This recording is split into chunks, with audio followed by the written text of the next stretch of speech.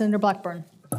Thank you, Madam Chairman, and thank you to each of you for being here today. As you can see, there's a wide range of issues that people are concerned about. Mr. Kirby, I want to come to you first. In November, Bloomberg published a piece on how United Airlines is leading the charge on implementing President Biden's unconstitutional vaccine mandate. U.S. District Judge Mark Pittman stated that you expressed, and I'm quoting, skepticism and apparent disdain for any religiously motivated exemption request. So what we're finding out, and I've got a Tennessean that is in this group, I represent the state of Tennessee, that there are individuals that were denied, that all of your religious exemptions were denied.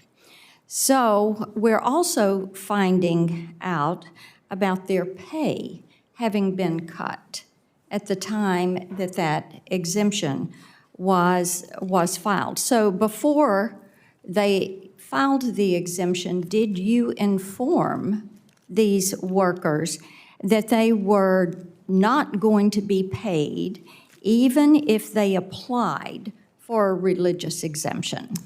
Well, thank you, Senator. And first, we did implement a vaccine requirement at United Airlines. We did it in August before there were any federal, state, before there were any requirements from anyone, one direction or the other.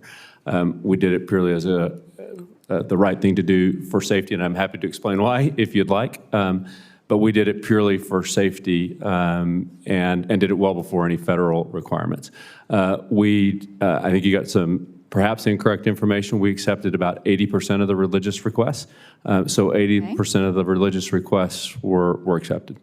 Okay, but the other 20% that you did not accept, were they made aware that they would not be paid, even though they were working while their request was being considered, that they would not be paid when that was denied? So we notified people, anyone whose request was, the 20% who did not get a religious exemption, we gave them notification and gave them approximately 35 days from that date to get vaccinated if they wanted to. And they were fully paid for that entire time. And to my knowledge, almost all of them chose to get vaccinated instead of leave the company. So how many employees were fired?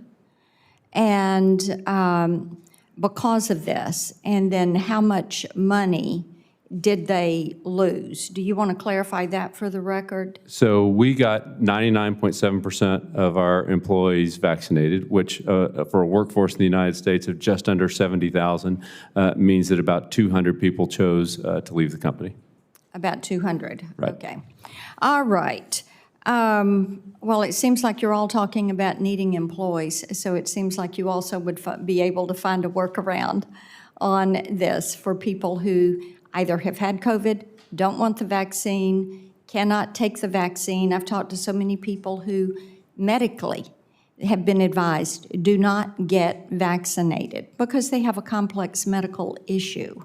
So it seems like you all could find a workaround on this. I want to talk to each of you about what is happening with 5G implementation, because we had 6 former chairs of the FCC that sent a letter to Chairman Rosenworcel and the NTIA's acting administrator regarding their concerns with the FAA's decision to delay 5G implementation. And at the end of the letter, the chairs, and I'm quoting, encourage all stakeholders to work together toward a speedy resolution of the issues in this ban, and to ensure these surprises do not become a recurring feature of American spectrum management in the future.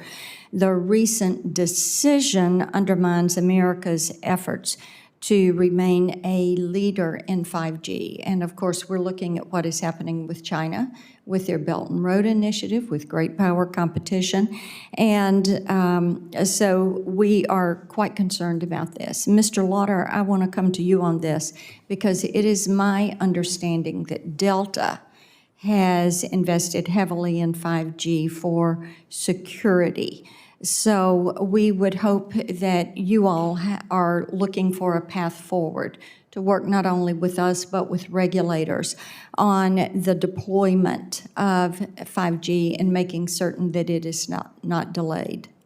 Well, Senator, thank you. And I can't speak specifically to any investment in 5G. I do know that the safety concerns with aircraft and aviation are very real.